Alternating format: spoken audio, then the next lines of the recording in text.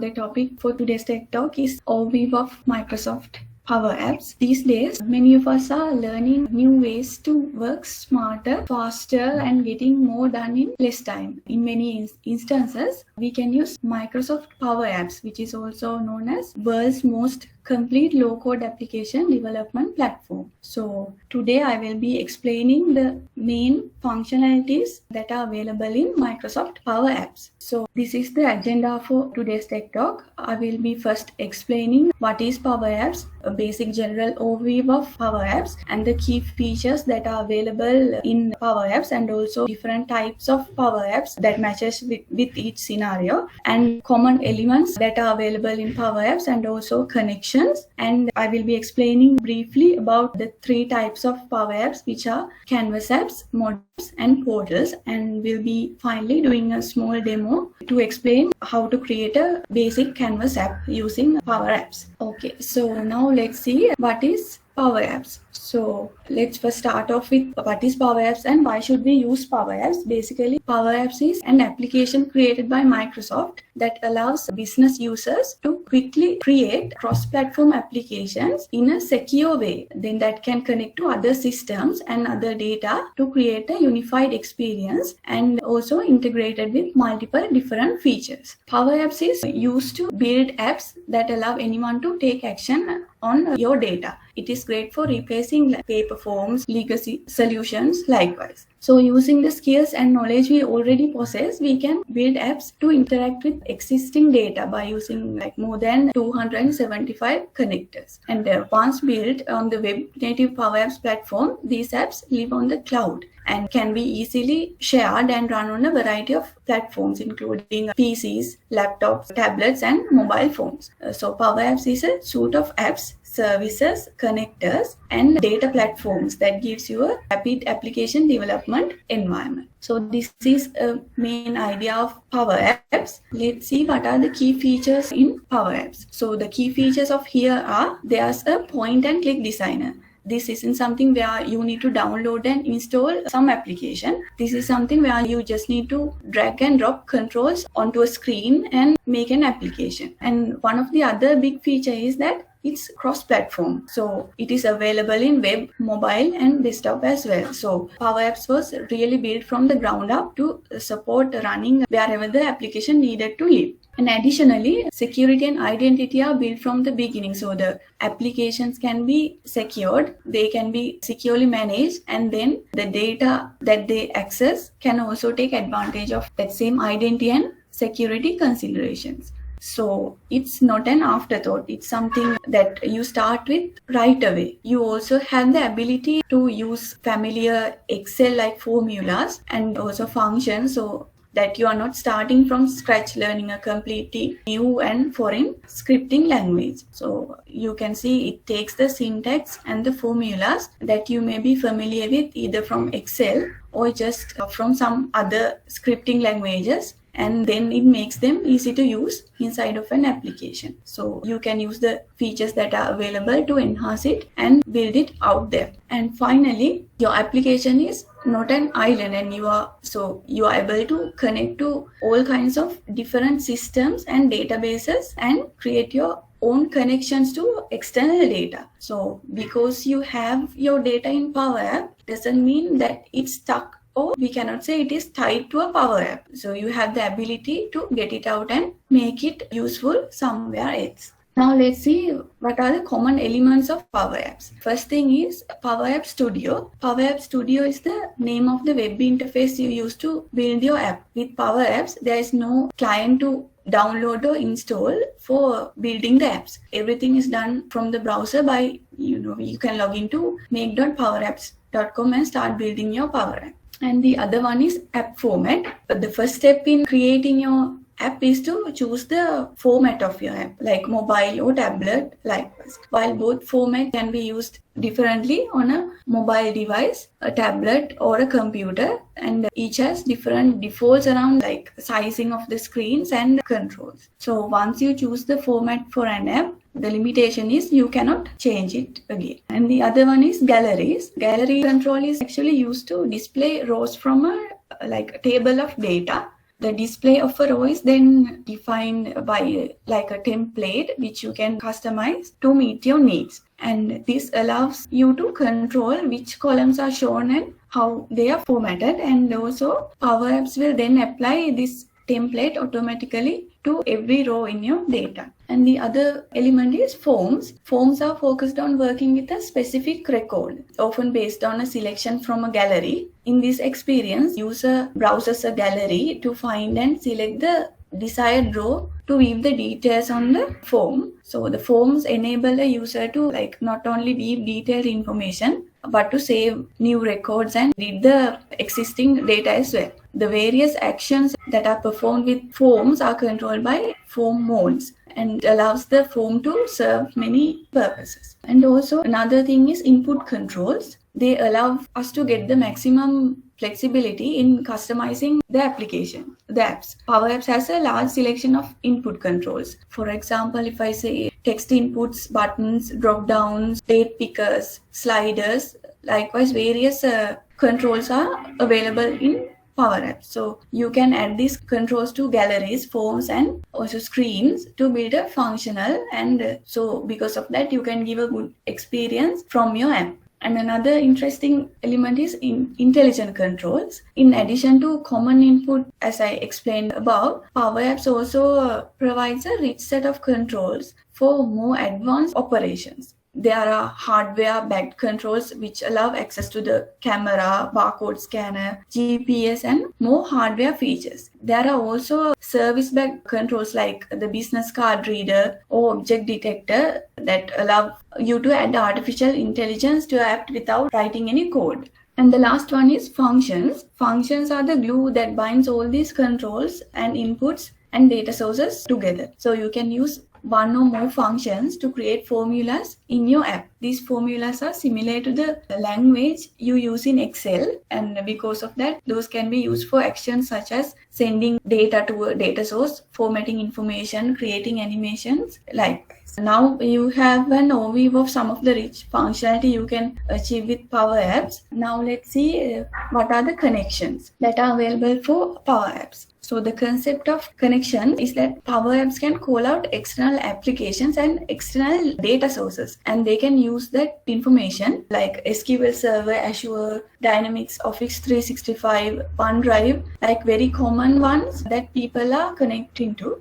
So you can use any of these ones. And also it has a strong third-party support where there are a lot of different applications that are available inside of the interface, and most major cloud applications have a connector that you can use already, and also you can create custom connectors. So if you want to connect to a specific system, perform a very specific task, you can actually create a connector, and that can be used by the Power App. Now let's see, there are different types of Power Apps that are available for different scenario. There are three types like Canvas apps. Canvas apps is something we can start with data, and model driven apps is something that we can start with data model, and also portals that we can build using an existing content. So the first one is Canvas apps. Canvas apps are a great option when you want to build an app from a blank canvas. So you can start by choosing the screen size. You can say tablet or mobile, then you have a blank screen from which to build. So you can interact with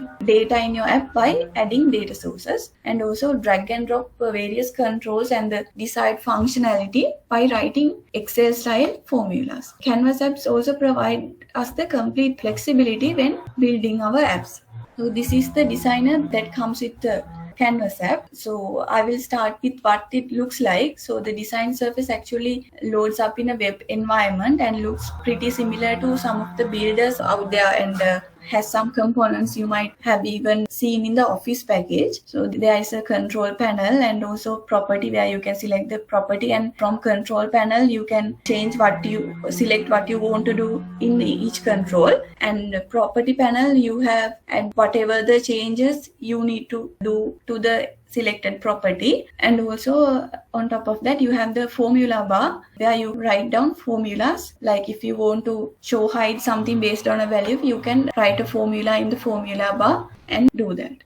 Okay, now let's see what are the functions that are available in actually Power Apps. So inside of functions, Excel-like syntax basically to add some logic to our Power App. So we go up into our formula bar and that's where we can type something. For example, if you want to get sum of 1 and 1, I'm adding 1 and 1 and it's going to display 2. So a lot of these based on existing formula names. So if you know a formula in Excel, you can start typing that and see if that works for you inside of Power App. There's also date logic. Many of our forms have to do with like dates, things like if we are creating things like travel request or creating an employee onboarding form, if we are creating a new sale form, like these scenarios, all of these things require dates. So having functions that support dates is very important for us to be able to like do some of the calculation. So date add, like adding dates and adding one time to another likewise. And also date diff is another function which allows to compare two dates and find the difference between the two. Another common thing that we find ourselves doing is working with text. So things like concatenating text or appending two different strings together. So this is kind of subset of overall functions to give you an idea of different things that are out there for text. And frequently inside the forms we are working with more than one item, not just a single thing. We might get a list of things, we might be getting calendar items, we might be getting leads. So working with list and groups is another thing that we are able to do. So we have the ability to say that I want the first one, I want the first 5, or the last I want to, let's say, sort by a specific property. I want to group different items together, or a given list of item, I want to find a specific one. So using the formulas available for list, we can perform those operations as well. And the other type of Power Apps is model-driven apps. If you are familiar with Microsoft Dynamics 365, you will be familiar with model-driven apps as well. So model-driven apps built from data in Microsoft Dataverse. Power Apps will build you a great looking like a full functional app to act upon and interact with this data that is available in Microsoft Dataverse. With model-driven apps, there is no need to worry about choosing the app size. It is responsive, meaning it works on mobile or tablet with no extra work by you. So you define the relationships, forms, views, business rules, and move on the data layer. And inside of the Dataverse, it gives you enough control to get your business result without writing all of formulas yourself. So this is the approach to making model-driven apps. There are 3 phases in creating model-driven apps. The first one is modeling your business data. So model-driven design uses metadata-driven architecture so that designers can customize apps without writing any code. To model business data, you determine what data the app will need and how that data will related to the other data. So metadata means data about data and defines the structure of data stored in Microsoft Dataverse. The next phase is defining your business process. So defining and enforcing consistent business processes is a key aspect of model-driven app design. And consistent processes help us to ensure that our app users can focus on their work and not worry about having to remember to perform a set of manual steps. Processes can be simple or complex and they often change over time. So the last phase is building the app. After modeling data and defining processes, you can build your app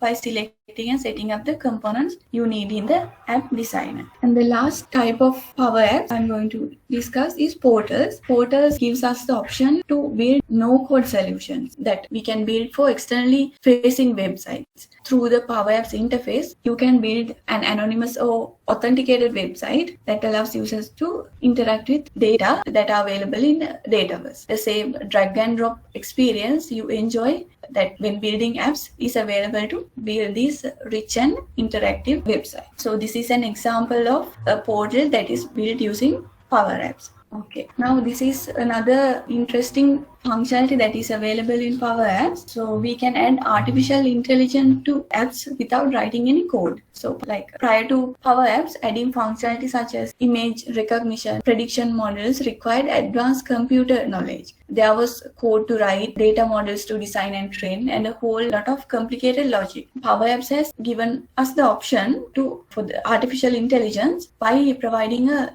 wizard-based interface for building and training our model. So this unlocks the power of Azure machine learning and cognitive services without writing any code or creating complex learning models.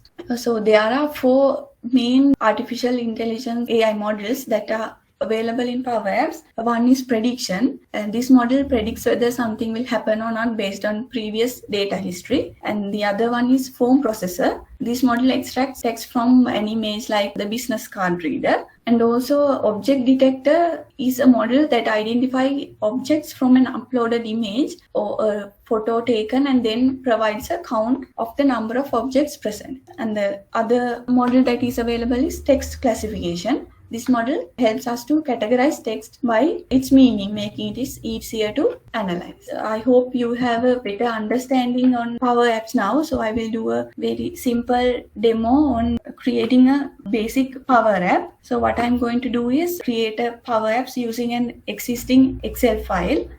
So this is the Excel file I have. It has several columns like notes, state, city. Likewise, there are different columns and also a photo that is stored inside the image folder, contours of site tracking images folder, and it has a ID as well. So I have uploaded this to the Google Drive, and this is the site we need to log in to create Power Apps, make.powerapps.com. And here I'm going to create a canvas app using that existing Excel file.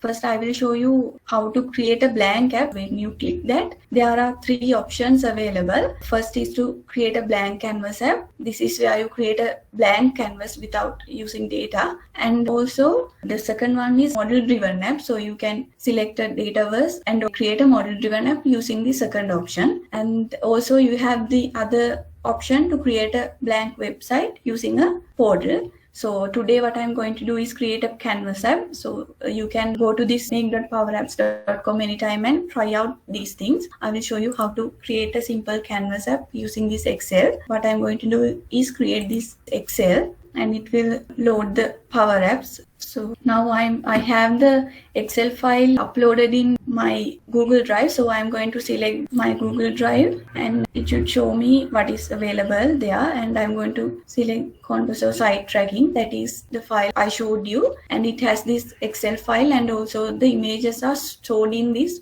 inside this folder. I'm going to select this one. And the table it's the site inspector. That is the name of the table. So I'm going to connect to that table. So once it loads, it should have all the details specified in this Excel with the columns. It is creating the application in the backend, so you don't have to write any code to create this application. Okay, so this is the app that is created using the Excel file I just showed you. It consists of 3 different controls. Browse screen, this is the first one, and detail screen. If you go inside each of these row, you will go to detail screen like this, and edit screen is this one. The one you gives the ability to edit any of the information there. And here you have this button to preview the app. So once you click on this, you can preview the app and image is loading. And once you click on this, it will go to the address details, and also you have the option to edit. So it will go to the edit screen. So you don't have to write any code. So it is there without writing any code by you. And you can do any changes to these controls. Like let's say if you go to detail screen and you want to remove this ID, what we can do is go to this, select this control, and you have the option to delete, and you have the option to create any new controls using this designer you have. So I hope you got a better understanding on how to create a canvas app. So this is a simple basic canvas app I created today. So you can try out and create different things, and there are various features and functionalities available in Power Apps, so you can try them out. So that is the demo I prepared for today. And yeah, if you have any questions, you can ask. Thank you everyone for your time.